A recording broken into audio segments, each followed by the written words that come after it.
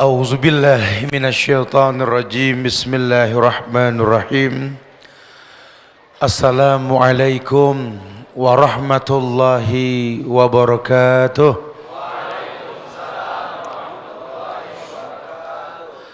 Alhamdulillah.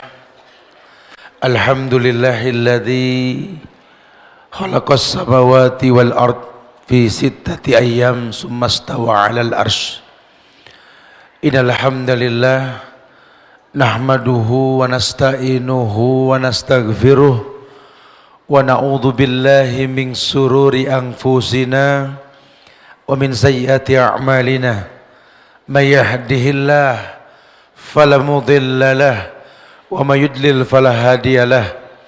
Asyhadu an la ilaha illallah wahdahu la syarika lahu wa ashhadu anna Muhammadan abduhu wa rasuluh. Amma ba'du, fa'lam ayuhan nas fa inna asdaqal hadisi kitabullah wa khairal huda huda Muhammadin sallallahu alaihi wasallam wa syarrul umuri muhdatsatuha wa kullu muhdatsatin bid'ah wa kullu bid'atin dhalalah wa kullu dhalalatin finnar. Ma'asyiral muslimin wal muslimat, sahabat-sahabat, jejak sahabat yang Allah muliakan dunia dan akhirat. Alhamdulillah, kita bersyukur pada Allah, kembali Allah mudahkan kita berkumpul di kota Bandung yang indah ini, di Masjid Agung Trans Studio, yang kita berterima kasih kepada DKM dan staf Masjid Agung Trans Studio yang telah memfasilitasi anak bangsa untuk mau mendalami kemuliaan tauhid. Karena kita sebagai bangsa Indonesia ini bersyukur harusnya. Sudahlah, cacian, makian, hujatan kita kepada negeri ini bukanlah sebuah solusi. Justru mengembalikan fitrah. Allah pernah muliakan negeri ini dengan tauhid. Itu lebih baik buat kita. Dulu ada sinyal yang ditinggalkan oleh pendahulu-pendahulu kita untuk kita mengerti bahwa apapun suku bangsanya dan bahasanya, Indonesia beragam pemahaman agamanya. Pendahulu-pendahulu kita ini berkeyakinan bahwa dasar negeri ini adalah ketuhanan yang Maha Esa. Dan yang Esa hanya Allah. Betul.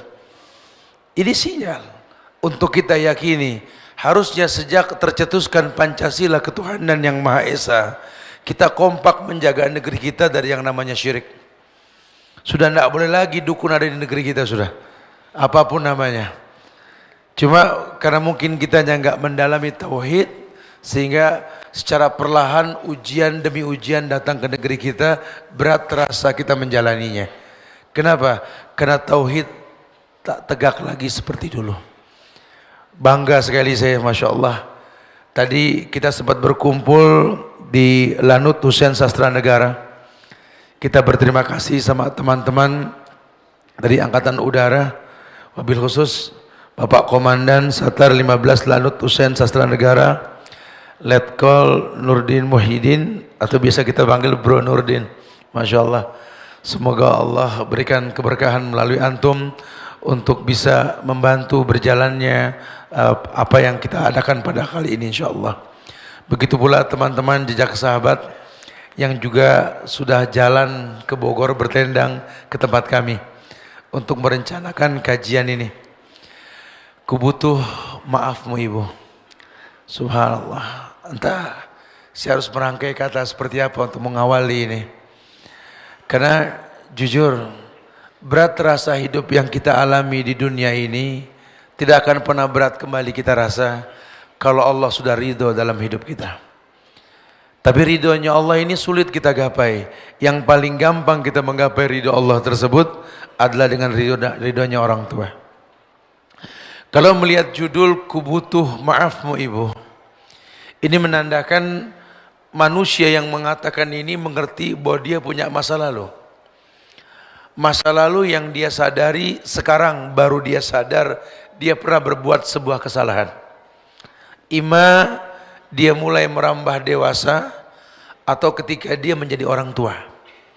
Ini mumpung teman-teman semua berkumpul di tempat ini, entah berapa ribu ini semuanya saya nggak paham ini. Tapi mudah-mudahan ini menjadi sebuah bukti bahwa tauhid itu betul-betul bisa menggetarkan kota Bandung.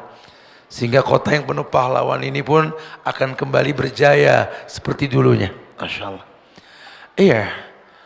Kadang manusia ini ketika setelah diuji oleh Allah, dia baru sadar bahwa ternyata kesulitan yang dia rasa dalam kehidupan ini memiliki sebab. Salah satunya dia tidak mendapatkan ridho orang tua. Entah, kita nggak pernah tahu masa lalunya seperti apa. Ketika dia sudah mulai dewasa, dia sudah mulai tahu. Dirinya pun makin hari makin penuh kekurangan. Bukan makin penuh dengan kelebihan. Bahkan ketika ayat yang kita hafal dan kita rutinkan berdoa, wabil khusus buat orang-orang yang menjelang usia 40. Al-Ahqaf ayat 15 ketika Allah mengatakan, falamma balagha asyuddah wa balagha arba'ina sanatan qala rabbi auzi'ni an ashkura ni'mataka allati an'amta 'alayya wa 'ala walidayya wa na'mala salihan tardahu wa aslih li fi dzurriyyati inni tubtu ilaik wa inni minal muslimin. Ada statement inni tubtu ilaik wa inni minal muslimin. Aku bertaubat kepadamu dan aku menyerahkan diriku hanya kepadamu ya Allah. Ini menandakan dia sadar diri bahwa dirinya ini penuh dengan dosa. Tapi mukadimah ayat mengatakan ketika sempurna usia, sampailah usia 40, manusia ini akan datang masanya, kesempurnaan dalam dirinya, kesempurnaan yang Allah titipkan dalam kehidupannya bisa menjadi hakim untuk kehidupannya di masa lalu. Iya ya, dulu kita merengek, meminta sesuatu kepada orang tua kita. Dengan berbagai cara, rengekan pun kita buat. Berharap apa yang kita pinta diberikan. Bergulirnya waktu, kita sudah mulai kayak orang tua. Dan orang tua kita pun ternyata sudah bukan lagi orang tua kita yang 10 tahun yang lalu.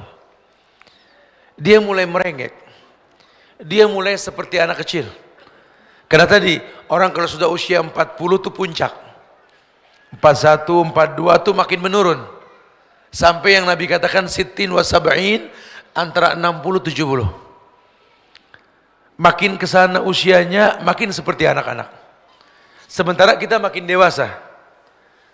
Kalau dulu orang tua kita menyiapkan maklum yang banyak untuk kita, 10 dosa pernah kita lakukan, orang tua kita siapkan 11 maaf loh untuk kita. Dulu kita pernah berbuat 100 maksiat dalam hidupnya, pun dia siapkan 101 maaf untuk kita.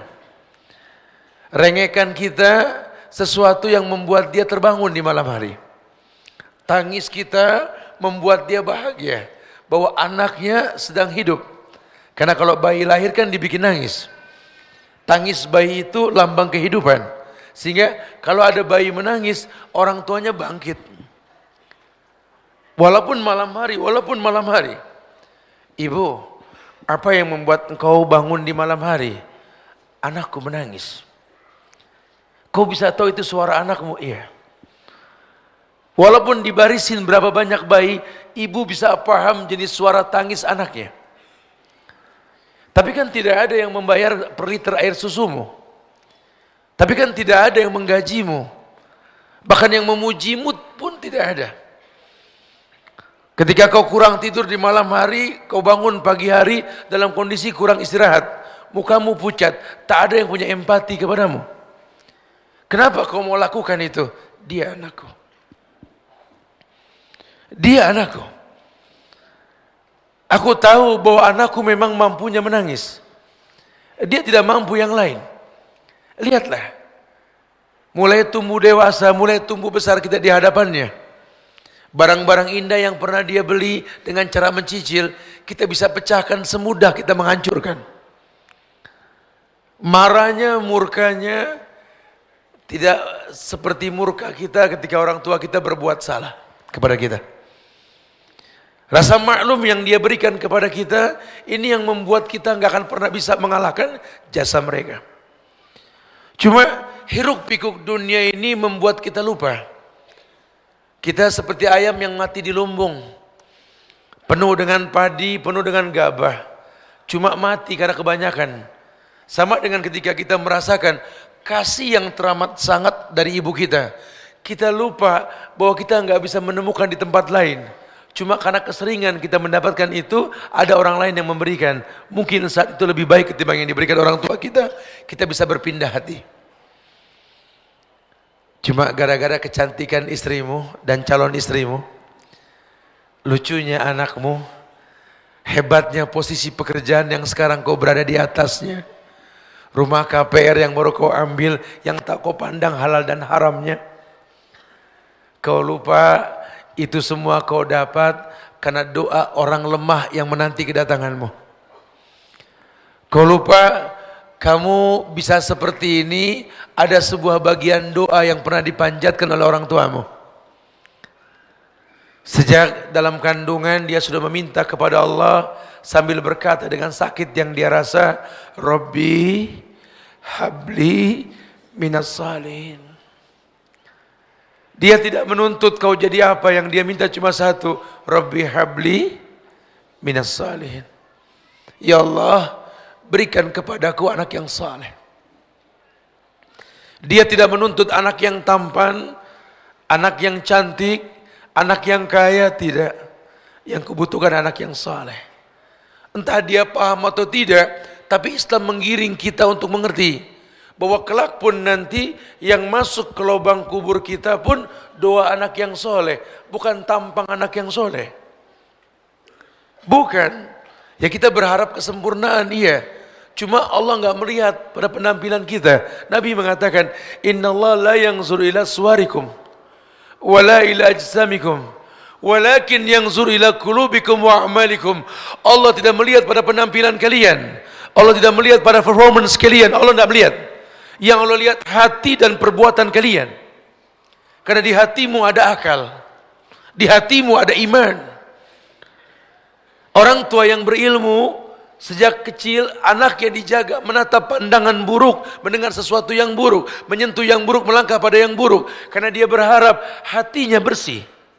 Bukankah sering ditekankan bahwa hati ini tergantung yang dilihat, hati ini tergantung yang didengar. Apapun yang kau lakukan dalam kehidupanmu, itu mewarnai hatimu. Orang tua yang berilmu bukan cuma mengatasnamakan Rabbi habli minas solihin. Soleh ada sebabnya. Sama dengan kita nanti. Orang tua kita makin hari makin lemah. Kalau sekarang kita ada kajian rutin di TSM, betul? Alhamdulillah. Kita ada kajian rutin di sini. Ustadz-ustadz yang Masya Allah kajian rutin bersama Ustadz Chandra dan lainnya, Masya Allah. Ada yang membimbing kita, ada. Orang tua kita dulu tidak ada. Mereka hidup di zaman di mana saat itu betul-betul susah mencari kajian.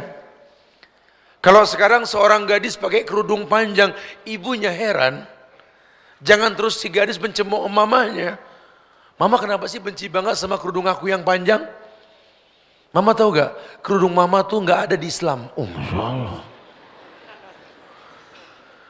Ini anak suka sama soto kala jengking kali ya. Sama orang tua ngegas aja. Tanya sama ibumu, tanya. Mama, waktu mama seumuran aku mah, ada gak yang jual kerudung seperti ini mah? Ya gak ada. Masa dimana saat itu betul-betul Indonesia ini sedang perang karakter. Ejaan yang disempurnakan menghilangkan tulisan Arab di negeri kita, betul. Walaupun jelas bangsa ini merdeka atas berkat rahmat Allah, nyaris anak bangsa ini nggak paham penyebab datangnya rahmat. Walaupun Pancasila tegas sebagai dasar negeri kita, ketuhanan yang Maha Esa, saat itu orang nggak paham mana syirik, mana tauhid. Bahkan bangga untuk menyebarluaskan kesyirikan guru-gurunya. Mereka nggak tahu hadis Nabi yang mengatakan, "Man kadzdzaba alayya muta'ammidan falyatabawa maq'aduhu minan nar." Barang siapa berdusta mengatasnamakan diriku, kata Rasul, dia beribadah tanpa contoh diriku dan mengatasnamakan diriku, suruh ambil bangku duduk di neraka. Bahkan Imam Malik menyabarkan kepada kita semua. Beliau mengatakan bahwa man ibtada fil Islam bid'atan yaraha hasanah faqad za'ama anna Muhammadan khana risalah. Orang yang membuat sesuatu yang baru dalam agama dan dia anggap baik, ini kata Imam Malik bin Anas, bukan kata Ustaz. Gurunya Imam Syafi'i. Dia telah menganggap Nabi Muhammad mengkhianati kerasulannya. Allahu Akbar. Kalau bid'ah saja dianggap mencemooh Nabi, menganggap Nabi enggak sempurna, apalagi kesyirikan, masa itu nak tak ada yang mengingatkan kami nak? Di mana ada kajian sebanyak ini nak? Paling Idul Fitri, Idul Adha nak? Itu pun tak ada yang mengajarkan kepada kami doa untuk saling mendoakan ketika Id. Kalian sudah sampai dakwah kepada kalian. Manakala datang Id, Idul Fitri, Idul Adha, katakan taqabbalallah minna wa minkum siyamana wa siyamakum salihul a'mal insyaallah minal a'idin wal fa'idin. Jadi saya ucapkan sekalian ya, karena masih masuk bulan Syawal nih ya, mudah-mudahan Allah terima ibadah kita nih selama bulan Ramadan ya, bisa menjadi sebuah amal soleh. Kita menang dalam kehidupan ini insyaallah. Masya Allah. Dulu enggak ada nak. Dulu yang ngajarin kami cuma selamat hari raya Idul Fitri, mohon maaf lahir dan batin, begitu doang. Kami enggak ditekankan siapa yang merujukan kata-kata ini. Nabi pernah nak, jujur nak, enggak ada yang menggiring kami untuk sebuah kebaikan nak. Makanya ketika sekarang kamu lebih baik daripada kami nak, ilmu yang kau miliki untuk menutupi kekurangan kami. Seorang pemuda, seorang pemudi yang berilmu, dia tahu sekali apapun kondisi orang tuanya karena masa lalunya yang mungkin tidak terdidik dengan cara yang baik. Islam hanya mengatakan, wa in jahadaka ala an tusyrika bi ma laysa laka bihi ilmun fala tuti'huma wa sahibhuma fid dunya ma'rufa. Kalaupun orang tuamu kafir, jadi insya Allah orang tua kita enggak nih. Tapi kalaupun orang tuamu kafir dan mengajak kamu untuk berbuat kufur, berbuat syirik, kacamata Islam mengatakan fala tuti'huma, jangan dipatuhi. Karena ini sudah bicara akidah. Ini sudah bicara akidah. Ya kalau bahasa teman-teman bikers itu CC boleh beda, akidah harus sama bro. Iya dong ya. Ini bukan masalah CC, bukan masalah jenis 2 tak, 4 tak atau matic, bukan. Itu motor dipakai kemana bro? Kalau dipakai buat maksiat mendingan bakar tuh motor. Karena nikmat yang bakal ditanya, betul. Karena dulu orang pakai kuda, sekarang kuda besi. Di atas kuda besi ini kita bisa mentauhidkan Allah. Di atas kuda besi ini kita bisa menjadi ulil albab, mulai belajar bersyukur. Masya Allah. Iya.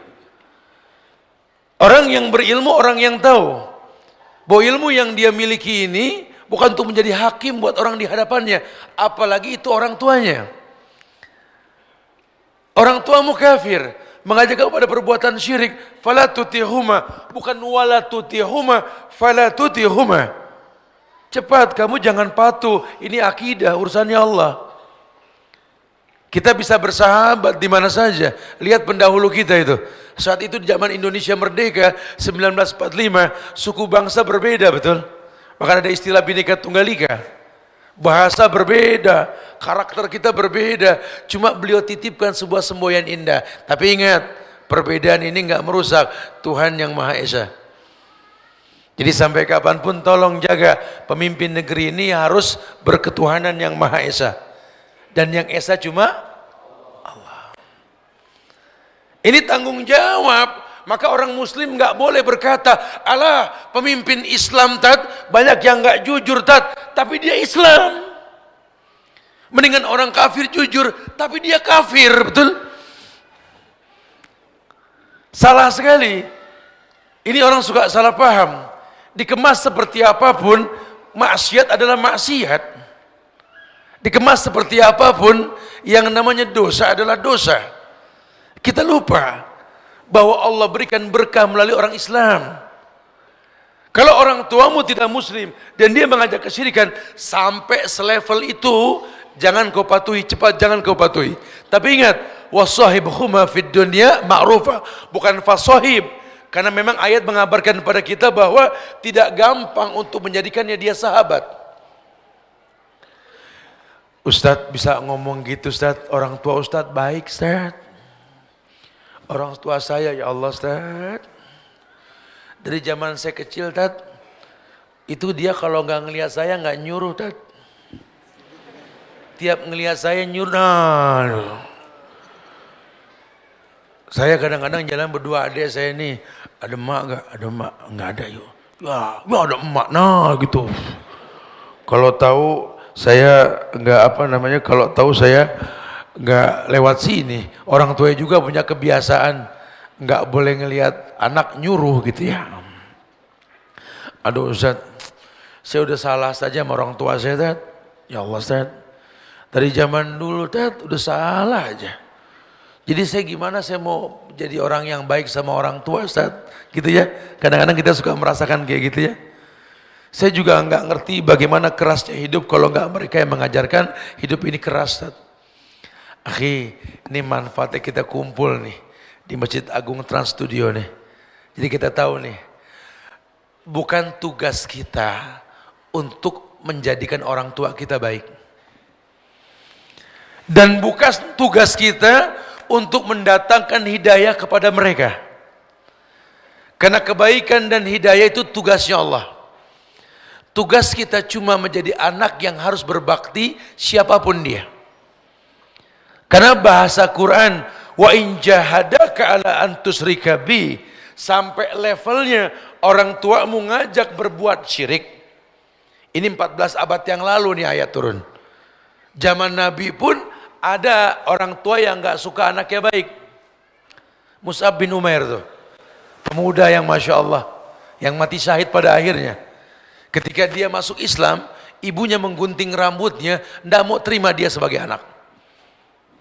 Lihat Abu Hurairah, lihat Sa'ad bin Abi Waqqas, lihat. Cuma mau bilang apa? Kita nggak pernah belajar sejarah mereka. Kita cuma beragama yang sekarang kita lihat, sayang. Makanya nih saya bilang sama teman-teman jejak sahabat di Bogor kemarin, ini mumpung namanya jejak sahabat. Dan di hadapan kita nih ribuan anak muda berkumpul di tengah kota Bandung untuk menggetarkan kota ini dengan tauhid. Kenapa enggak merujuk kepada jejak sahabat-sahabat muda Nabi yang melalui tangan mereka Allah turunkan sebabnya kemuliaan. Tidak ada yang sulit kalau Allah sudah ridho sama kita. Dulu zaman Rasul, ada Rasul. Ya zaman kemari kita mendengar manusia mulia yang bernama Muhammad Al-Fatih, betul? Bukankah dia seorang pemuda yang hafal Quran, berusia 21 tahun, punya 100 pasukan, bisa menggetarkan Konstantinopel, terbuka itu pintu Bosporus. Kalau antum datang ke sana antum lihat, itu dia bisa tarik itu kapal laut menuju darat, dia masuk ke dalam pagar batas kota tersebut, dia hantam dari dalam. Ternyata tidak mungkin 100 orang ini bisa tarik itu kapal laut ke atas darat. Dia butuh bantuan masyarakat setempat. Loh kok masyarakat bisa bantu Ustaz? Karena orang-orang Islam zaman itu yang berperang di sana betul-betul talentnya maksimal. Ada bekas-bekas keagamaan dalam dirinya. Belum mereka berkata pun orang sudah tahu, iyalah kita mesti nurut sama orang kayak begini. Dulu Turki itu enggak tahu yang namanya buang hajat, ceboknya pakai air, enggak tahu. Muhammad Al-Fatih ajarkan itu. Islam pertontonkan kebersihan. Enggak pakai kata-kata karena memang orang kafir mereka. Kalau pakai dalil enggak masuk Quran dan Sunnah, tapi pakai fi'liyah. Dakwah yang seperti ini. Bukankah Mus'ab bin Umair ketika beliau berdakwah ke Madinah, Sa'ad bin Mu'az yang saat itu belum masuk Islam, petinggi Madinah, melihat Mus'ab bin Umair, pemuda datang ke Madinah, dia mengatakan, lam arahu ka'annahu min rijalil jannah. Ini pemuda siapa? Kita belum pernah ngelihat. Ini sih penghuni surga. Karena bersihnya, tampannya, enak dipandangnya, lebih ke fi'liyah. Ini teknik dakwah ini kita lupakan. Kita gemar berdebat, yang akhirnya perdebatan menyandarkan ilmu kita, sementara ilmu kita dipertanyakan. Itu yang terjadi. Kenapa kita enggak ku anfusakum wa ahlikum nar? Harusnya ilmu yang kau miliki, kau menjadi orang yang punya karakter-karakter mulia, kau punya qoribin, kau punya hayyin, kau punya sahlin. Orang tuamu mungkin tidak sebaik gurumu, tapi tetap Allah titipkan kamu melalui rahimnya, bukan rahim gurumu. Orang tuamu mungkin tidak sebaik gurumu, tapi Islam mengatakan al-ummu madrasatul ula. Ibu sekolah utama untuk anak-anaknya. Bagaimana saya katakan ibuku sekolah, Ustaz? Lawang dia enggak pernah mengajarkan saya. Akhi, kau lupa. Kau dewasa karena kesalahan yang kau lihat dalam dirinya. Mungkin dia tidak sempurna. Cuma bahasa agama, sahibuhuma fid dunya ma'rufa. Jadikan orang tuamu sahabat, orang yang betul-betul mungkin tidak baik, agamanya dipertanyakan, kau suruh bersahabat dengannya. Kau disuruh bersahabat dengannya. Masya Allah. Sulit Ustaz belajar bersahabat dengannya. Sampai kau mengerti, ibumu, ayahmu manusia yang tak mungkin maksum, tempatnya salah dan dosa. Kalau Islam mengatakan, jadikan dia sahabat. Carilah bagaimana menelurkan hatinya. Kita lanjutkan nanti pada Isya insyaAllah. Alhamdulillahilladzi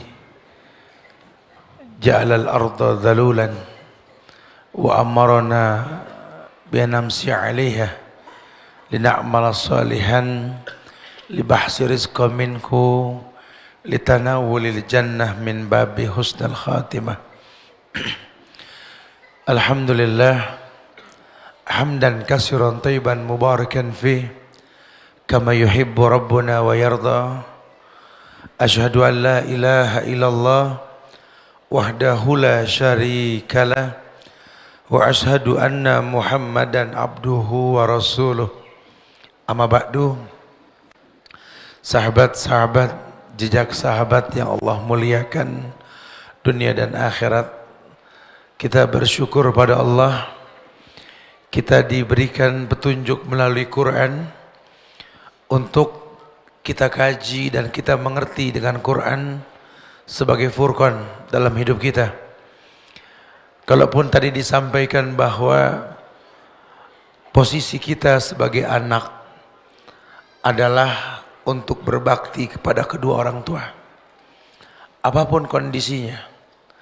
Mungkin orang tua kita bukan orang baik, atau dia orang baik, siapapun dia, Allah telah percayakan kita diletakkan dalam rahimnya. Sehingga saya sering mengatakan kepada teman-teman yang suka mencemooh keputusan Allah, belakangan ini kan kalau rujukan agama kepada Saudi, Mekah, Madinah sering diidentikan dengan pemahaman Wahabi, betul. Hujatan, cacian, makian buat negeri Arab, seakan-akan tak ada kemuliaan di dalamnya. Saya suka balik bertanya sama mereka yang suka menghujat. Allah masih percayakan Haramain, ada Ka'bah, ada Madinah, dan banyak hadis yang memuliakan dua kota suci tersebut. Sekarang kalau Allah ajarkan kita untuk memuji karena Allah puji keduanya, kenapa kita enggak belajar mempercayainya? Sama seperti ketika kita ke orang tua, makin tinggi ilmu yang kita miliki, makin tinggi jenjang pendidikan kita, seakan-akan terbukalah keburukan di hadapan kita, dan orang yang paling dekat dengan pandangan kita adalah orang tua kita. Kita menjadi hakim buat mereka. Kita lupa bahwa Allah pernah titipkan kita melalui mereka. Kita lupa bahwa yang kita butuhkan itu bukan pengakuan salah dari mulutnya. Tidak. Apapun kondisinya yang Allah ajarkan kepada kita, sahibhuma fid dunya ma'rufah. Jadikan keduanya sahabat. Sahabat dalam hidupmu. Coba kalau sudah pakai bahasa persahabatan, kamu ketemu sahabat bahagianya seperti apa coba? Harap-harap cemas dengan kedatangannya. Bertemu ketika reuni dengan sahabat-sahabat di masa lalu. Istilah sahabat ini istilah orang yang kita sayangi, yang kita sukai, yang kita siapkan maklum yang banyak atas kesalahan yang dimiliki. Nah, Allah katakan sahibhuma fid dunya ma'rufah. Bahkan ditambahkan ma'rufah. Terang-terangan, jadikan orang tuamu sahabatmu. Mungkin kau lihat kesalahannya, siapkan maklum untuknya. Tujuannya apa? Tujuannya untuk menggapai ridhonya. Karena apalah arti nama besarmu di mata manusia? Apalah artinya nilai yang kau miliki setiap bulannya, minggunya, atau hariannya? Apalah artinya kemuliaan yang sekarang kau rasa kalau ridho mereka tak kau miliki? Masya Allah. Tingkah laku kita melukai hatinya karena kita nggak kenal dia. Kita nggak pernah bertanya sama dia, "Ma, pernahkah mama punya harapan dalam hidup mama? Anakmu ini mama pengen jadi apa?" Tanya. Kita nggak pernah bertanya begitu. Kita lupa dia juga manusia yang punya harapan. Dulu waktu dia menikah dengan ayah kita, dia juga punya sejuta harapan. Pun ketika mengandung kita, ketika melahirkan kita, dia pun punya harapan. Cuma bergulirnya waktu, masa tak berulang, banyak harapannya yang pupus di tengah jalan. Padahal tidak ada kata terlambat. Kalaupun dia pengen kita jadi orang sukses, di hati kecilnya tetap yang dia butuhkan anak yang saleh. Anak yang mengerti bahwa makin hari orang tuanya makin penuh dengan kekurangan. Ada sepasang suami istri yang baru menikah. Dia gandeng tangan istrinya. Dia datangi orang tuanya setelah dia berjalan, setelah acara pernikahan. Orang kita bilang honeymoon lah. Selesai honeymoon dia pulang dengan muka berseri keduanya. Assalamualaikum ma. Assalamualaikum pa. Gandeng tangan pasangannya. Berharap orang tuanya bahagia melihat kebahagiaan dia. Tapi ternyata orang tuanya malah bermurung muka. Tidak bahagia seperti yang diharapkan. Saya bingung sama orang tua saya. Lawang kami nikah restu dia. Ketika kami berbahagia, ingin berbagi bahagia dengannya. Tapi mukanya murung, Ustaz. Salah apa kami? Allah Karim. Iya, seperti ketika kita kecil dulu merengek waktu ayah kita mau kerja, betul? Orang ayah kerja buat nyari uang, buat beli makanan buat kalian rengekin. Jangan pergi, jangan pergi. Terus kalau nggak pergi siapa yang ngasih makan, kan begitu? Iya, kekerdilan kita saat itu karena kita nggak tahu apa yang dikerjakan. Sama orang tua kita pun sekarang kayak anak-anak. Coba sekali-kali kau datangi dia berdua. Assalamualaikum ma. Waalaikumsalam. Saya nggak bisa tidur mas beberapa hari ini. Kenapa? Melihat muka mama nggak bahagia ketika saya gandeng pasangan saya kemarin. Kenapa ma? Jujur kenapa? Dia akan berkata, ya Allah nak, hati ini nggak bisa didustai nak. Ketika kau gandeng tangan lentik, jari lentik istrimu. Mama melihat tangan mama sendiri nak. Ya Allah, udah berapa lama tangan keriput ini tak digandeng oleh anakku. Ya Allah, dulu tangan ini ketika melepas pegangan tangannya, kau menangis nak. Sekarang mama cuma bisa melihat, Masya Allah. Mama cemburu nak. Kau letakkan kepalamu di pundak kekasihmu nak, istrimu. Dulu kamu pernah meletakkan kepala pun di pundakku. Enggak tahu nak, ini timbul dengan sendirinya nak. Makin hari ibumu ini makin tua nak, bukan makin muda. Makin merasa ada yang hilang dalam hidup. Susah mengungkap kata ini nak. Dulu kau pernah tidur di atas pahaku nak, kubalur kau dengan doa nak. Tapi setelah doaku diijabah oleh Allah, kau lupa nak. Kau mulia sekarang karena doaku. Aku malu mengungkapkannya nak, karena kulakukan karena Allah. Tapi sebenarnya kalau kau dekat denganku nak, ketika aku ajarkan kepadamu makan, kusuapkan kau dengan pisang yang kuhaluskan, kau tatap wajahku nak. Ketika kau sudah mulai dewasa, ku bikin kapal-kapalan dari sendok nak. Ayo kapal. Kau lupa nak, nasi bungkus yang pernah ibu beli untuk berbuka. Kau lupa nak, bahwa wajah ibumu ini makin hari ini makin menua nak. Harusnya kau sadar nak, ibumu bukan ibumu yang 10 tahun yang lalu nak, yang menyiapkan maklum yang banyak untukmu nak. Tapi sekarang ibu berusaha untuk berharap kau pun punya maklum untuk ibumu nak. Ibumu pun berharap nak, kau siapkan maklum yang banyak. Cuma ibu tak bisa paksa nak, karena dunia sudah mengakui kasih ibu sepanjang jalan, kasih anak sepanjang dalam. Nah, kalau dalam hidupmu kau rasakan kesulitan nak, ketahuilah, innallaha ta'ala la yunalu ma indahu illa bita'ah. Kau berharap di sisi Allah semua kemuliaan. Tak akan pernah kau dapat kemuliaan tersebut nak, kecuali kau mentaati Allah. Demi Allah nak, ridhokulah yang memudahkanmu nak, karena ridhonya Allah dalam ridhoku nak. Cuma untuk keluar kalimat tersebut tidak semudah mengeluarkannya nak. Butuh persahabatan di antara kita. Dan seorang sahabat adalah yang bisa memaklumi sahabatnya. Kalau nanti ibumu banyak kekurangan nak, kau tahu nak, aku bukan aku yang dulu.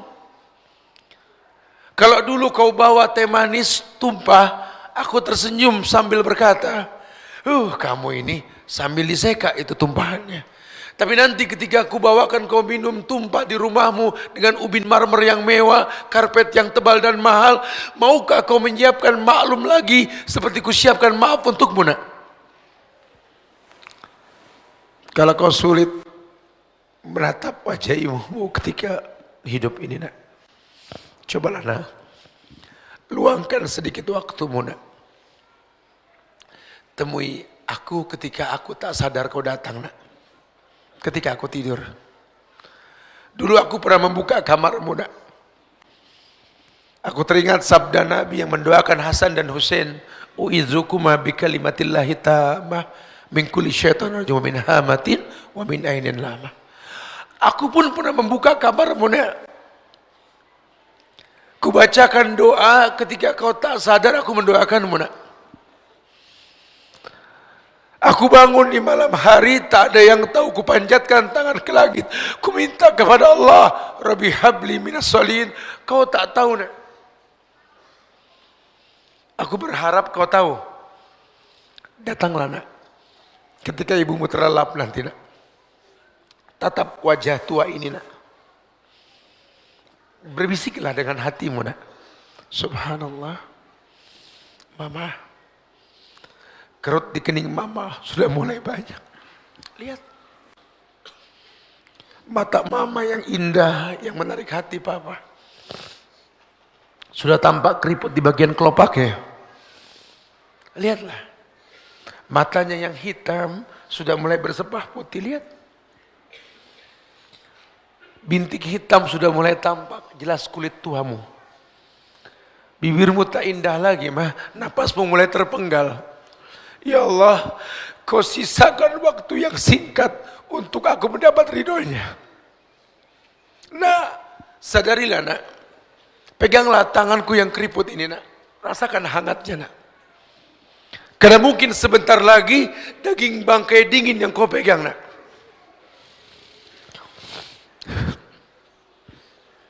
Kalau nanti aku sudah tiada nak, kau bisa berbakti mendoakanku. Kau bisa berbakti memohonkan ampun untukku.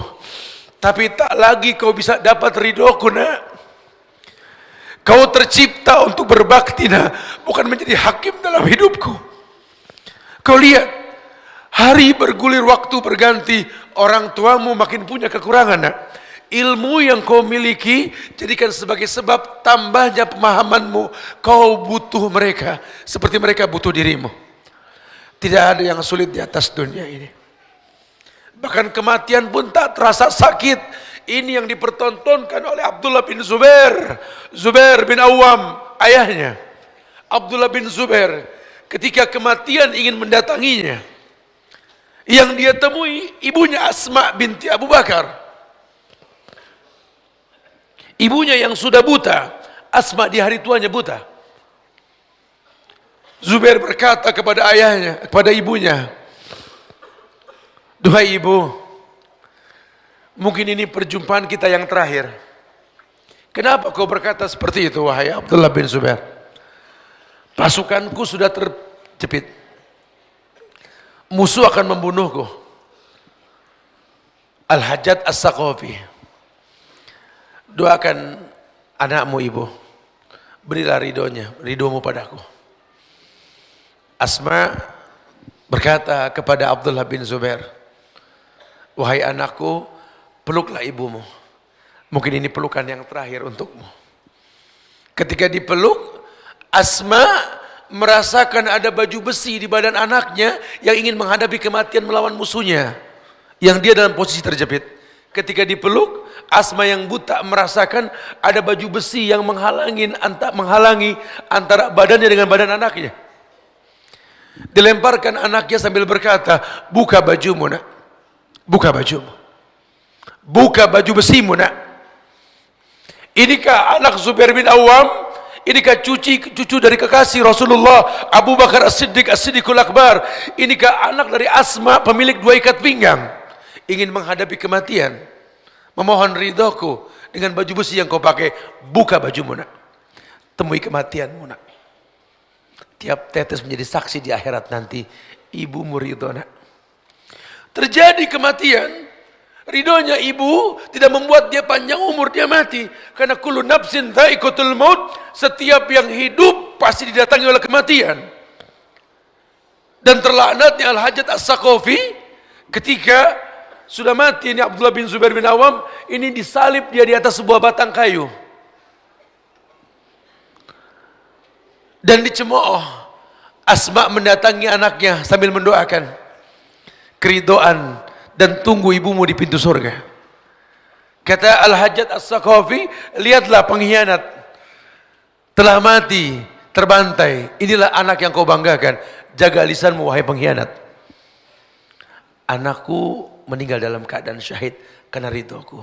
Subhanallah. Ini yang kita nggak pernah paham, kapan kematian mendatangi kita. Semua orang terfokus dalam penaklukan dunia, padahal ujung hidup yang terpenting adalah wala tamutunna illa wa antum muslimun. Jangan sampai kalian wafat kecuali dalam keadaan Islam. Sehingga kita butuh ridho orang tua kita untuk menutup hari kita dalam ketundukan, kepatuhan kepada Allah. Apalah arti hidup yang kita miliki. Maka saya sering katakan, ya Allah, ambil semua yang kau titipkan padaku, ambil ya Allah. Ambil ya Allah. Ambil semuanya ya Allah. Aku terlahir seorang bayi merah yang hanya menangis. Ambil semuanya ya Allah. Tapi tolong ya Allah, jangan pernah kau ambil tali kasihku pada kedua orang tuaku. Subhanallah. Tidak ada yang sulit di atas dunia ini. Kalau ridho orang tua sudah kita miliki. Sahabat yang Allah muliakan, wallahi kemuliaan dekat dalam kehidupan kita. Maka ketika ayat mengatakan sahibhuma fid dunya ma'rufa, jadikan kedua orang tuamu, siapapun dia, sahib, sahabat ma'ruf yang transparan. Kalau perlu kita bangga bawa orang tua kita, seperti kita bangga mengajak teman hidup kita. Ajak dia ke sebuah tempat yang kita sering ajak teman-teman kita ke sana, ke tempat yang mewah. Coba sekali-kali kau berikan dia pakaian yang bagus, kirimkan ke orang tua kita. Hei, kau bawakan apa ini, nak? Itu baju baru, mah, pakai, mah. Buat apa baju baru buat mama? saya pengen jalan sama mama. Seperti kita kasih ke orang teman kita, pakailah. Kalau nanti kau berjalan denganku dengan pakaian yang seperti ini. Masya Allah. Coba bikin bangga hatinya.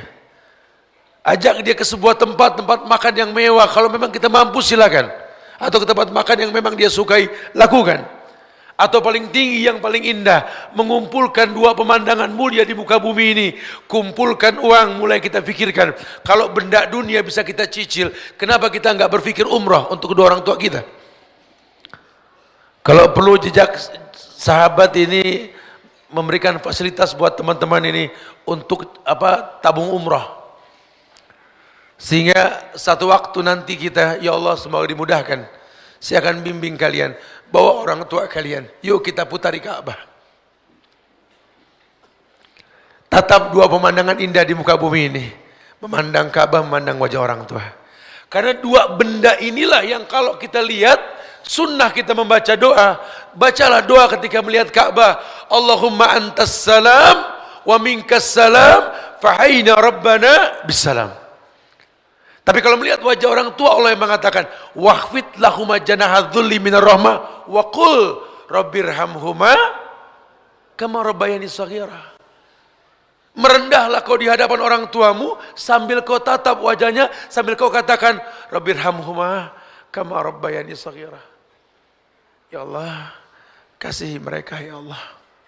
Seperti mereka mengasihiku waktu aku kecil dulu ya Allah. Lihat cara Islam. Tujuannya jelas. Tidak ada yang sulit di muka bumi ini kalau ridho Allah sudah kita gapai. Dan ridho yang paling dekat, ridhonya orang tua. Orang tua saya sudah nggak ada, gimana Ustaz? Pamanmu, tantemu, itu orang tuamu. Adik kakak ayahmu, adik kakak ibumu itu orang tuamu. Seperti seorang tua yang tidak punya anak, keponakan adalah anak. Ya Allah, mulailah kita flashback. Aslih nafsak, yasluh lakan nas. Kritisi dirimu, orang lain akan terkritisi dengan sendirinya.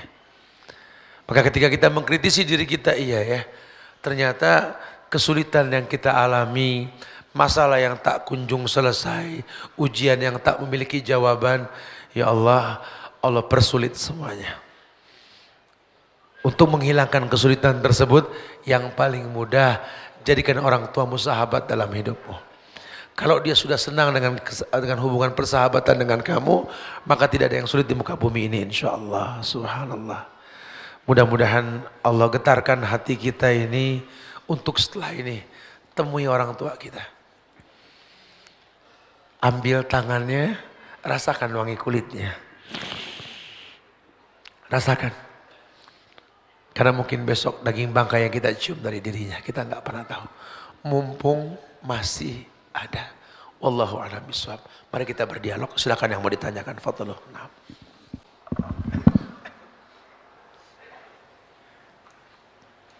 Sobat muda sekalian, Masya Allah. Luar biasa kajiannya pada malam hari ini Ustaz. Semoga kita menjadi sahabat-sahabat bagi orang tua kita. Ya. Semoga kita menjadi anak yang soleh. Amin. Semuanya.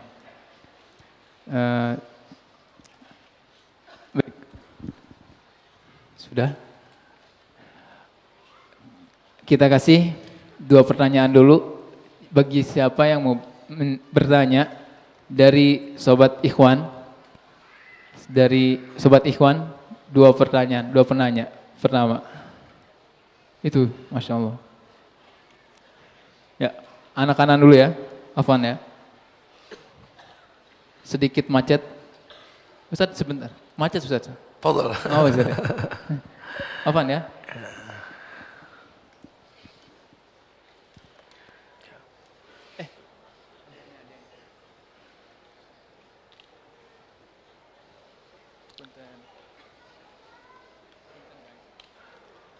Doakan jejak sahabat nanti bisa punya mic tambahan ya buat penanya nanti insyaallah. Oke. Ana hampir nyampe. Oke. Afwan, boleh diri, boleh pegang. Assalamualaikum. Namanya siapa? Panji. Kang Panji silakan tanya. Assalamualaikum warahmatullahi wabarakatuh. Waalaikumsalam warahmatullah. Bismillah. Saya ingin bertanya, saya selalu mudah menangis kalau mengingat ibu saya.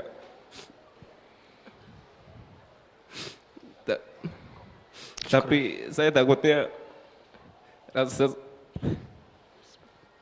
sayang saya kepada ibu saya melebihi rasa sayang saya kepada Rasulullah SAW. Apakah saya salah? Baik. Akhi, memang tumpang tindih permasalahan yang kita rasa ini karena keterbatasan kita. Kalau kita sudah mengenal Islam yang benar, Allah dan Rasul tidak boleh pernah jadi nomor 2 dalam hidup kita. Cuma mau bilang apa, kita nggak belajar tentang itu. Makanya kita mau berkumpul di pengajian ini untuk mengenal Allah dan Rasul. Kalau orang tua kita dihina, nyawa kita siap kita berikan, betul. Tapi kalau Allah dilecehkan, dianggap memiliki anak dan lain sebagainya, Nabi pun dilecehkan dan lain sebagainya, kita biasa-biasa saja. Karena keterbatasan ilmu kita. Wallahi, kita mencintai orang tua kita, tapi cintanya kita kepada Allah dan Rasul tidak pernah terkalahkan. Cuma memang cinta kita ke orang tua ini bukan untuk dibandingkan. Karena kalau diterjemahkan Allah dan Rasul lebih utama, kita remehkan orang tua ya salah. Bukankah Nabi sengaja mengatakan ridallah fi ridal walidain wa sukhtullah fi sukhtil walidain.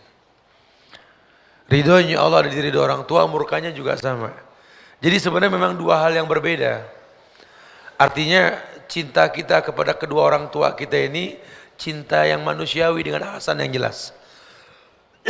Makanya orang tua, kalau ayat tadi mengatakan jadikan orang tuamu sahabat, anak nggak mungkin bisa bersahabat sama orang tua kalau nggak diajarkan persahabatan sejak dini. Ini perlu supaya nanti kita sayang sama orang tua, alasannya kuat. Saya sama orang tua nggak bisa melawan, Ustaz. Apapun yang saya berikan kepada dia, kalau bicara materi, mungkin banyakkan saya ke dia, Ustaz, ngasihnya. Dia nggak pernah kasih materi. Cuma sama orang tua bukan bicara materi, Ustaz. Dia mengandung saya yang saya nggak akan pernah bisa bayar sampai kapan juga. Dan Allah telah amanahkan saya melalui dia. Baik bayi itu lahir bermanfaat buat orang tua atau orang tua bermanfaat buat bayi. Mungkin dalam hal ini Allah ciptakan saya untuk bermanfaat untuk keduanya. Makanya antum mesti luruskan nih. Ya, bukan untuk dibandingkan. Semoga cintanya antum ke orang tua antum ini menjadi penyebab datangnya ridho Allah kepada antum insyaallah ya. Antum sukses insyaallah. Allahu a'lam bishawab. Nah. Yang di belakang. Tayyib, fadhal. Ini yang bawa mic. Yang belakang. Ada yang mau tanya nggak? Mumpung Anda di belakang. Oh, oke. Insyaallah. Silakan Kang. Assalamualaikum. Silakan nama sama tinggalnya di mana? Saya tinggal di Cicahem. Assalamualaikum Tad. Waalaikumsalam. Apakah dosa anak dapat mendatangkan azab kepada orang tua yang sudah meninggal? Itu yang pertama. Yang kedua, apakah dosa itu dibagi dua? Jadi gini ceritanya. Anda misalkan punya anak, terus Anda meninggal sebelum anak itu tumbuh dewasa. Dan qadarullah anak itu tumbuh di lingkungan yang kurang baik dan menjadikan anak yang kurang soleh misalkan. Apakah itu dosa si anak yang belum sempat saya didik menjadikan azab di kubur saya nanti? Tayyib, barakallah. Nah. Akhi, tidak ada dosa jariah dalam Islam kalau si pelakunya sudah bertobat. Alla taziru waziratun wizra ukhra. Orang tidak terbebani oleh dosa orang lain. Kecuali kalau memang kita mengajarkan kemaksiatan dan orang jadi banyak yang bermaksiat, kita belum bertobat. Dosa mereka dosa kita. Ya, makanya Islam ini ajarkan sama kita zikir pagi petang. Suruh istighfar 100 pagi, 100 sore. Banyak beristighfar sama Allah. Wa'ad bisayyatal hasanat tamhuha wa khaliqinas bihulkin hasanin. Perbarengi maksiat dengan taubat. Kemudian yang kedua, kalau seandainya kita jadi orang tua keburu meninggal, anak kita di tangan orang nggak baik dan dia jadi nggak baik, apakah kita berdosa? Wallahu a'lam. Makanya saya pernah sampaikan di Bandung ini buat laki-laki khususnya, al-walad lil khal. Ada pepatah Arab mengatakan anakmu tergantung iparmu. Apa maksudnya anak tergantung iparmu? Saudara istrimu. Kamu kalau mau nikah, perlu kamu lihat iparmu siapa. Karena kalau nanti istrimu hamil, kamu meninggal, yang berhak ngasih nafkah ke istrimu ya saudara istrimu. Siapa dia? Itu perhitungkan. Jadi jangan cuma paras yang cantik yang kita sukai, tapi kita nggak atur latar belakang, ini bahaya. Banyak kasus seperti ini. Kita suka sama orang bule, ya sementara kita belum bagus agamanya. Dia mu'alaf, alhamdulillah Ustaz, saya nikah dengan dia. Didik dia. Karena kalau kamu nggak didik dia, dia mungkin bisa kembali lagi, atau anakmu ini kan ponakan saudara yang kafir. Ini yang saya katakan wallahu alam, saya nggak paham. Dulu sempat gak dia berpikir seperti itu. Tapi secara umum, kalau memang kita sudah meninggal, putus semua hubungan. Idza mata ibnu Adam inqata amalu illa min salas. Kalau meninggal anak Adam, putus semua hubungan. Kecuali 3 perkara. Sedekahnya waktu hidup, ilmunya yang bermanfaat, doa anak yang saleh. Nah makanya ketika dia nggak mampu untuk mendidik karena dia sudah mati, Allah batalkan hukum buat dia. Tapi kalau kita meninggal dalam keadaan soleh, ingatlah hikayat Nabi Khidir. Ketika merapikan dinding yang sudah runtuh di sebuah tempat, beliau mengatakan di bawah dinding ini ada harta karun milik 2 anak yatim yang orang tuanya soleh. Lihat, solehnya orang tua menjadi penyebab Allah jaga anak-anaknya. Makanya ya, buat para Jones, ya, tolong kalau Anda mencari Jonesa, gitu ya, yang silsilahnya bagus. Tapi kalau memang siapapun jodoh Anda, tugas Anda wahai para laki-laki, didik istrimu menjadi madrasah untuk anak-anakmu. Karena al-ummu madrasatul ula. Yang dikatakan madrasah sekolah adalah ibu, istrimu. Pilihlah istri jadi madrasah buat anak-anaknya. Semoga Allah berikan kita pasangan yang baik insyaallah ya. Allahu a'lam. Masya Allah Ustaz. Taib. Ustaz satu lagi ada hadiahnya Ustaz. Tapi yang Ustaz Subhan aja deh yang tunjuk. Ustaz Subhan yang tunjuk, silakan. Dari semua yang Anda lihat yang paling cepat ngangkat tangan depan Anda ini tadi ini. Antum fadhol. Fadhol Ustaz. Bismillah. Terima kasih Ustaz atas kesempatannya. Jadi alhamdulillah kemarin-kemarin saya mendapatkan tawaran untuk seleksi bekerja di Jepang. Dan seperti yang kita tahu, kerja di Jepang itu waktunya 14 jam non-stop gitu Ustaz. Dan di sana bukan negara muslim. Tapi ketika orang tua saya mendapatkan kabar itu, mereka sangat gembira. Dan mereka seolah-olah ridho kepada saya untuk bekerja di sana dan mengikuti seleksi itu Ustaz. Tapi yang saya takutkan Ustaz, kalau misalkan saya pergi ke sana, bagaimana saya berbakti kepada orang tua saya Ustaz? Apakah dengan cara pergi ke sana adalah berbakti saya untuk orang tua saya? Karena saya ada ketakutan ketika saya pergi ke sana, saya malah futur karenanya, digelapkan oleh dunia yang gemelapannya di sana. Barakallahu fiik akhi, Masya Allah. Wallahi ana sih optimis Indonesia ini akan berjaya 5-6 tahun ke depan. Masya Allah. Karena anak-anak mudanya Masya Allah ini rata di Indonesia kayak begini nih. Menegakkan tauhid, takut agama rusak di sebuah tempat. Masya Allah. Ya insya Allah, mudah-mudahan Allah muliakan negeri kita insya Allah ya. Akhi, jadilah mutiara. Dimanapun mutiara, tetap mutiara. Walaupun dalam cangkang yang berlumpur. Kemarin 10 hari saya di Jepang. Saya bertemu dengan banyak teman-teman di sana, orang-orang Indonesia yang kuliah dan kerja di sana. Jujur, saya ngelihat kondisi Jepang ini, Masya Allah. Ini tinggal bersahadat doang dah mereka dah. Ya. Karena betul-betul adabnya. Nyaris selama 10 hari di sana saya nggak ngelihat ada ludah di jalan raya itu. Sampahnya itu betul-betul tidak ada. Masyarakatnya sudah betul-betul beradab dan berakhlak. Dan teman-teman yang di sana itu juga komunitasnya saya nggak nyangka. Ketika saya disuruh kajian di Tokyo saat itu ya, itu di sana itu pikir kajian tematik seperti ini. Ternyata kajian kitab. Dan komunitasnya sudah bagus banget. Memang masjid nggak sebanyak di negeri kita, itu negeri kafir. Tapi masyarakat Jepang mau menerima Islam dengan cara yang baik. Makanya kalau memang antum masih muda, punya kesempatan datang ke sebuah tempat untuk bekerja atau mempraktekkan ilmu antum, ya antum perkirakan selama memang agama antum tidak rusak di sana. Malaysia, nggak ada permasalahan, gitulah ya. Bahkan banyak teman-teman kita yang pulang dari sana lebih memiliki adab dan akhlak yang baik, tepat waktunya dan lain sebagainya. Tapi saya juga enggak membenarkan, artinya yang namanya negeri kafir, resiko kita berbuat buruk tuh besar sekali. Makanya kondisi sekarang negeri-negeri kafir ya tidak seperti negeri-negeri kafir zaman dulu yang susah kita beribadah. Jadi kalau boleh saya kedepankan sama antum, berilmulah sebelum beramal. Antum bisa tanya di kota mana antum. Kalau sudah tahu di beberapa kota yang ada di Jepang ya, nanti antum bisa tanya di sana bagaimana kajian Islam di sana. Kalau memang antum perkirakan antum bisa ibadah dengan benar, kajian rutin, enggak ada masalah. Ya, Allah telah mudahkan bumi ini untuk kita berjalan.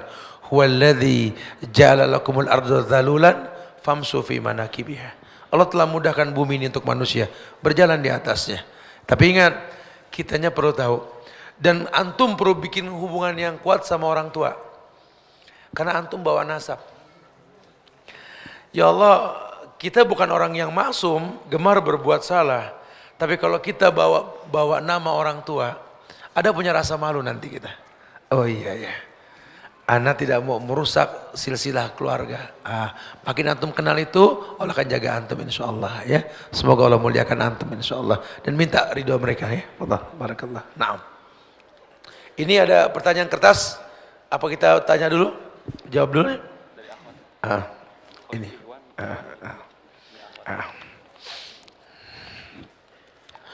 Assalamualaikum Ustadz. Ibu dan saya dan ayah saya sangat menginginkan saya segera menikah. Banyak Jones ini nih masalah. Dan saya pun berharap begitu Ustadz. Mohon doakan, cuma mohon doa ini ya. Masa ya 3.000 orang lebih nggak diijabah sama Allah. Kita doain biar dia dapat pasangan yang soleh. Salah satu di antara kalian. Aminnya jangan ketahuan. Amin gitu loh ya. Ya.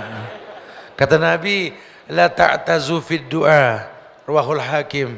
Jangan suka nggak serius sama doa yang serius. Ini orang baik minta doa ya. Kita doakan semoga dimudahkan. Assalamualaikum Ustaz. Saya ingin bertanya Ustaz. Jika seorang muslimah sudah menikah, kemudian ada sedikit kesalahpahaman di antara suami dan ibu, maka yang harus kita patuhi itu siapa Ustaz? Sedangkan yang saya ketahui setelah menikah, surga istri itu berada pada suami. Mohon penjelasan Ustaz. Iya, sebenarnya ini kajiannya besok pagi nih. Ya, di Sinamon kita kajian pada datang. Muat gak nih datang semua ya? Itu kita akan bahas tentang pelabuhan cinta ya. Jadi orang harus tahu rumah tangga itu seperti bahtera. Ya, di mana bahtera ini akan berlabuh di sebuah pelabuhan cinta. Ya, kalau cinta yang betul akan memberikan jawaban yang betul. Anda cinta sama suami Anda karena Allah. Sehingga kalau nanti ada perbedaan antara menantu dengan mertua, itu manusiawi. Ujian mertua ya mantu. Ujian mantu ya mertua. Cuma kita bukan hakim di antara keduanya. Tapi kalau dari awal kita orang berilmu memilih orang yang baik, kita akan tahu nanti. Kalau memang dalam hal ini ibu kita benar, orang tua kita benar, suami anti salah, ya kulil haqqa walau kana murran, katakan yang hak walaupun pahit. La ta'ata li makhlukin fi ma'syatil khaliq. Tidak boleh taat kepada makhluk untuk maksiat kepada Allah Al-Khaliq. Ya, maka dahulukan orang tuamu, boleh. Tapi kalau posisinya memang orang tuamu salah, suamimu benar. Ya, bagaimana Ustaz kalau saya pilih orang tua suami, orang tua saya ini mungkin kecewa Ustaz. Memang harusnya sejak awal ketika kalian menikah, konsekuensi ini harus dipahami sama orang tua. Ya, jadi gugur hukum kalau memang dia di posisi yang salah. Cuma mungkin tetap kita kemas bahasa bahwa pernikahanmu ini bukan dinding pemisah antara kamu dengan orang tua. Bahkan kalau bisa ini pernikahanmu ini jadi perhiasan dalam hidup orang tua kita. Jadi kalau perlu suami itu nggak tahu kalau orang tua kita punya salah. Seperti istri pun nggak perlu tahu kalau orang tua kita punya kekurangan dan kesalahan. Rumah tangga kita sudah berbeda dengan rumah keluarga kita. Suami istri ini punya kehidupan sendiri. Si istri punya masa lalu dengan keluarganya, suami juga sama. Istri jangan biasakan mengeluh tentang kekurangan keluarganya di hadapan suami. Pun suami jangan mudah curhat dengan istri tentang kekurangan keluarganya. Karena ini awal mula kehancuran. Ya, suamimu bukan anak mereka. Seperti kamu bukan anak mertua, sehingga stok maklumnya ini enggak sebanyak kandung. Maka kebiasaan buruk menjelaskan aib keluarga dengan orang lain ini jangan dibiasakan. Ya sudah, perjelas saja dalam masalah ini siapa yang benar siapa yang salah. Kalau memang orang tuamu yang salah, kemaslah nasihat supaya dia enggak tersinggung. Jangan bandingkan dia dengan suamimu. Begitu pula sebaliknya. Wallahu a'lam bishawab. Nah. Ada lagi? Assalamualaikum warahmatullahi wabarakatuh Ustaz. Afwan, ana mau tanya Ustaz, apa yang harus kita prioritaskan terlebih dahulu antara menjaga ibu di rumah atau pergi ke kajian? Allah Karim. Ana nggak tahu kondisi ibunya seperti apa. Karena kalau memang ibunya sakit dan urgent mesti ditunggu, tunggulah dia. Kajian ini ada rekamannya di YouTube kok. Bisa diambil, mudah sekali. Ya jangan dibawa pakai perasaan, bingung nanti. Tapi kalau memang orang tua kita sakit, bisa ditinggal, izin. Orang yang melangkah ke majelis ilmu, itu seperti melangkah ke surga. Sahalallahu lahu bi tariqan ilal jannah. Allah mudahkan dia ke surga. Dan taman-taman penuntut ilmu ini, taman-taman surga. Yang kalau kita berdoa bisa mustajab. Apalagi kajiannya tentang orang tua tadi. Pulang kita makin dekat sama orang tua kita. Makin terasa sekali bagaimana harus berbakti sama mereka, betul? Jadi coba dilihat dulu kondisinya. Kalau memang harus ditemenin, temenin. Dia lagi di ruang ICU, ya jangan ditinggal. Tugas antum talqin kalau sudah begitu. Ini kajian sekarang sudah ada sosial media kok. Kita bisa live, betul? Kita bisa lihat sambil nunggu mereka, sehingga mudah sekali, nggak dibikin bingung. Iya, karena kondisi ibu saya sakit dan masih dalam masa pemulihan. Walaupun sebenarnya ibu saya sudah mengizinkan. Ya kalau dia sudah mengizinkan datang, tapi cepat kembali. Sambil jelaskan tadi Bu, ketika saya datang ke kajian, ya Allah Bu, makin terasa banget sayang saya sama kamu Bu. Masya Allah ya. Ibu jadi bahagia. Sebenarnya orang sakit itu cuma butuh dihibur. Ya, kenapa kalau dibawa ke rumah sakit dia jadi sembuh? Karena banyak yang nengokin. Jadi coba aja deh. Makanya hikmah dibalik orang tua sakit apa? Biar pada ngumpul. Kalau udah ngumpul dia senang, dia akan bahagia dengan sendirinya. Semoga Allah kasih kesembuhan buat ibu kamu insya Allah ya. Dan diberikan kesempatan untuk bisa berbakti lebih lama lagi insya Allah. Ada sana kasih tadi. Bagaimana caranya berbakti kepada orang tua di perantauan, Ustaz? Apakah sedekah dan istighfar yang kita persembahkan untuk orang tua yang belum beriman dan yang belum beriman akan sampai, Ustaz? Iya, kalau memang dia belum meninggal, doakan semoga Allah berikan hidayah. Jangan eman untuk kasih hadiah yang halal. Karena hadiah yang halal itu jembatan hidayah buat hatinya. Ustaz, saya di rantau mau berbakti gimana sama orang tua, Ustaz? Allahu Akbar. Ini zaman canggih. Kenapa anak orang bisa kita beliin handphone? Kok orang tua kita nggak beliin handphone? Kita seneng ketemu teman video call, mesem-mesem gitu ya. Pernah gak kita mesem senyum kita ini buat orang tua kita? Assalamualaikum ma, ya Allah mama masya Allah ya, mama masuk TV gitu ya. Apa kabar ma, sehat? Kan bisa. Ini handphone bukan buat bikin dosa gitu loh. Ini handphone canggih sekali. Sekarang kita bisa berdialog sama orang tua kita, betul? Kalau perlu ini, kalau pengen berkah nih handphone kita, yang pertama kita dengar suara mereka. Nggak ada kata sulit sama sekali. Makanya di rantau ini macam-macam. Ya, semoga Allah mudahkan kita untuk mengasihi mereka walaupun di rantau. Wallahu a'lam. Ada lagi? Ini Ustaz. Ya. Ini Ustaz. Ada Akang yang mau bertanya, Ustaz. Fadhal. Tapi dari tadi bingung, katanya mau ngomongnya gimana? Ayo, Kang, ayo berdiri, Kang. Duduk ada. Jangan. Si Akang ini punya bayi juga, Ustaz, katanya. Ini anak punya hadiah kayaknya baju bayi, Ustaz. Langsung, Kang. Silakan. Namanya sama tinggalnya. Fadhal. Assalamualaikum, Ustaz. Waalaikumsalam. Nama saya Ketut Firdaus. Masya Allah. Rumah di Sumedang, cuma tinggal di daerah Bandung, daerah Ciwastra. Jadi gini Ustadz, kita 5 bersaudara, sudah nikah semua ceritanya. Ayah udah nggak ada, berarti tinggal ibu sendiri nih. Ibu udah mulai renta. Sempat ditanya ke ibu, ibu mau ikut siapa nih? Intinya kita sebagai anak pengen berbakti gitu ya. Seenggaknya di hari tuanya kita bisa merawat ibu kita. Iya.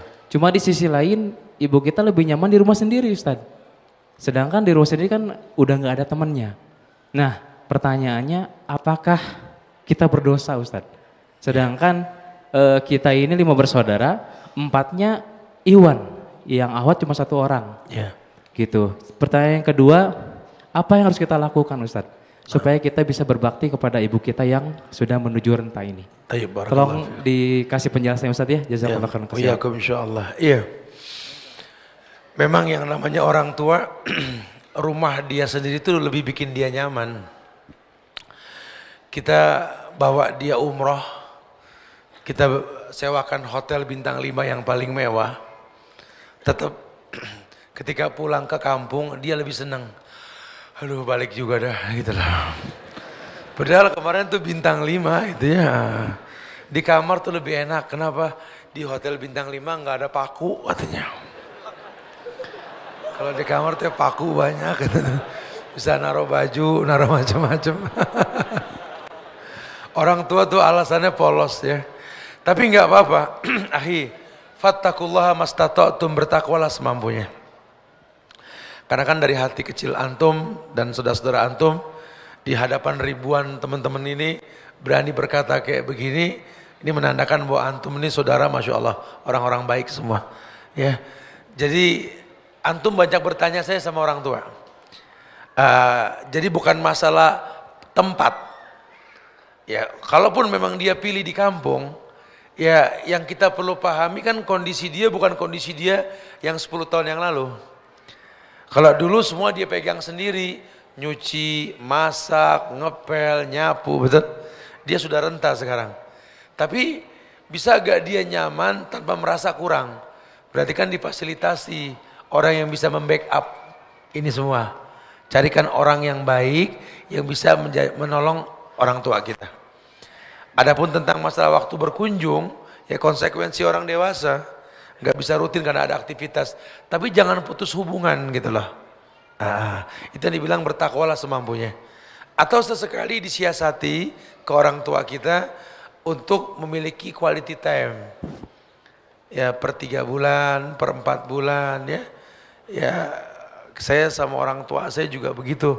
Dulu saya tiap hari bisa ketemu sama beliau. Tapi walaupun satu tempat, satu yayasan, cuma karena mobilisasi kadang-kadang nggak ketemu. Cuma saya bikin quality time. Bagaimana caranya dalam setahun 2-3 kali saya tuntun ibu saya untuk mengitari Ka'bah. Gitulah. Ada quality time yang mesti kita biasakan. Ya sehingga nanti itu bisa menutupi kekurangan. Ya, semoga Allah siapkan maklum dalam diri kita untuk itu semua insyaallah ya. Wallahu a'lam bishawab. Menjawab dua-duanya ya. Tayyib masyaallah. Ini Ustaz, anak Iya. motor nih Ustaz katanya. Wis, Walaupun bikers, beringas, masyaallah. tapi sama mama, taluk tadi sama mama katanya. Mau nanya tentang emak kan? Yuk, diri. Antum. Masya Allah. Masya Allah, keren banget. Namanya siapa sama tinggalnya? Nama Akbar Kosasi, tinggal di Bojong Soang. Tayyib barakallah.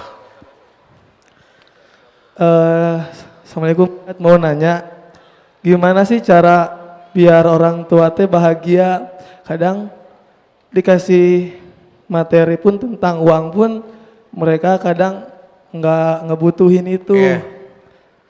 Itu paling Tayyib barakallah. Mau jadi ustadz insya Allah katanya. Ini hadiahnya. Mana tuh? Memang kalau bicara kasih sayang sama orang tua tuh kita nggak selamanya bicara materi. Ya setelah. Kadang orang tua kita lebih kaya dari kita. Bukan itu permasalahannya. Makanya bro, tadi dijelaskan di awal, sohibuhuma fid dunya ma'rufah. Coba buat hubungan persahabatan dengan beliau. Sehingga kalau orang yang namanya sahabat akan tahu yang diinginkan sahabatnya walaupun tak terlontar dari lisannya. Ya, jadi nggak harus materi gitu loh. Harus tahu apa sih yang dia butuhkan. Karena kadang-kadang orang tua tuh yang dibutuhkan ya pertanyaan anak. Kita jadi orang tua, anak bawelnya innalillah, semua ditanya. Ntar kalau dia udah gede, kayak ada yang hilang. Kenapa Pak bengong aja? Nggak ada yang nanya gitu ya. Tadinya pusing berisik sama pertanyaan. Ya jujur, orang tua tuh seperti itu gitu. Dengan kita bersahabat, kita sering jalan sama beliau, duduk bareng, sering dengar keluh kesahnya, kan kita bisa menyimpulkan sebenarnya apa sih yang mereka inginkan. Nah kadang mereka membutuhkan sesuatu yang di luar dugaan kita. Ternyata dia pengen adik kita yang udah lama nggak datang. Ya kita usahakan gimana caranya adik kita bawa misalkan. Dan itu membuat dia bahagia. Ini yang dia butuhkan adik datang yang dibeliin pakaian dia nggak seneng. Lawang dia butuh orang itu datang kok. Dan banyak hal lainnya. Orang tua kita punya masalah yang dia punya kebiasaan ngobrol memecahkannya ketika sore sambil ngeteh sore. Itu hilang kebiasaan itu, dia sedih, dikasih uang sebanyak apapun, kalau dia nggak bisa ngobrol sambil ngeteh sore, nggak ada bahagianya. Perlu ada pengetahuan tentang kebiasaan yang mesti dirutinkan sama dia. Ya, semoga Allah kasih pengertian sama kamu untuk bisa membahagiakan kedua orang tua, insya Allah ya. Barakallahu fiik. Naam. Ustadz, sesi pertanyaan sebenarnya di hold dulu. Ada door prize, Iya. hadiahnya kitab, ya, kitab kajian rutin Ustadz. Nah itu satu. Dan Ustadz juga besok, sebagai informasi, Ustadz juga besok ada lagi di Soreang, di Masjid Al-Fatu Pemkab Soreang. Bisa lanjut pertanyaannya di sana, betul Ustadz ya? Iya. Insyaallah. Pada maghrib, jangan lupa besok Ustadz di Soreang, di Masjid Al-Fatu Pemkab Soreang. Insyaallah. Fadhol Ustadz, untuk pertanyaan dan door prize-nya. Iya. Ini keuntungan dapat hadiah ini nih karena bukunya dikaji rutin di hari Senin pada Ya, maghrib di Masjid Al-Kausar ya. Ini kajian rutin. Insya Allah tanggal 16 besok ya. Betul Ustadz. Insya Allah ya bersama Ustadz Chandra nih Masya Allah. Iya. Akhi, akhwati fillah. Ada dua pemandangan yang indah di muka bumi ini. Ada dua pemandangan yang indah di muka bumi ini. Tolong sebutkan dua pemandangan tersebut dan apa doa yang kita baca kalau melihat keduanya. Insya Allah. Ayo.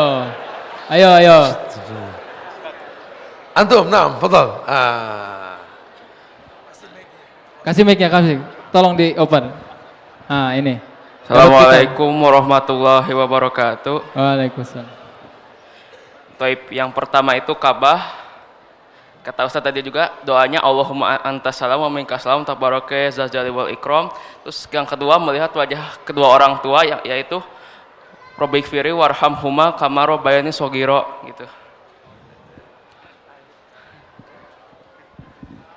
Antum layak untuk duduk di kajian Ustaz Chandran nanti insyaallah ya, barakallahu fiik, masyaallah. Ya, mudah-mudahan antum praktekkan dalam keseharian. Satu lagi Ustaz, ini ya, agar terakhir door prize-nya, siapa yang sudah mengamalkan daripada kajian Ustaz Subhan sebelumnya di Unisba. Pemuda menikahlah, ini ada baju kapal Ustaz. Betul Ustaz. Nah, siapa yang berani dapat pertanyaan dari Ustaz, bisa jawab dapat ini. Betul Ustaz. Iya. Ini. Udah nikah. Baru nikah. Bener. Oke, ini Ustaz berani katanya Ustaz. Masya Allah. Istrinya diajak. Istrinya diajak. Istrinya diajak nggak? Alhamdulillah, Masya Allah. Masya Allah. Afwan, bentar. Ini ada gamis berarti Ustaz. Gamis sama baju ini takwa buat. Belum. Antum dapat harus sebentar. Antum harus dapat pertanyaan dulu dari Ustadz. Siap jawab ya? Mau enggak?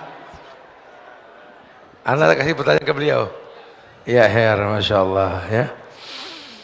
Akhi, sebutkan dua nama sahabat yang diuji oleh Allah oleh kedua orang tuanya ketika dia masuk Islam. Abu Hurairah Ustaz ya? Satu lagi Usamah bin satu lagi yang ibunya nggak mau makan itu Ustaz sampai tapi namanya lupa Ustaz. Ya betul.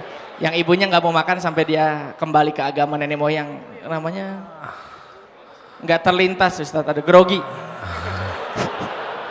1,5 lah sebetulnya, ini setengah lagi. Mus'ab bin Umair. Ya iya, Sa'ad bin Sinan. Saya dapat hadiah dong, saya jawaban. Ini ibu kafilah. Biasa kayak. Insyaallah mudah-mudahan Allah lahirkan anak antum ini anak-anak jadi anak yang soleh nanti insyaallah. Amin insyaallah. Oke, bahagia sekali Ustaz malam ini bisa beramah-tamah dan mendapatkan nasihat ilmu dari Ustaz Subhan Bawazir. Semoga tidak hanya sampai sini saja. Oke, ditutup dengan rangkumannya dari sama Ustaz. Taib, ya sahabat-sahabat jejak sahabat Bandung, siap gak kita menegakkan tauhid? Siap gak kita menegakkan tauhid di negeri Indonesia ini? Allah akan muliakan negeri kita insyaallah. Allahu Akbar. Assalamualaikum warahmatullahi wabarakatuh.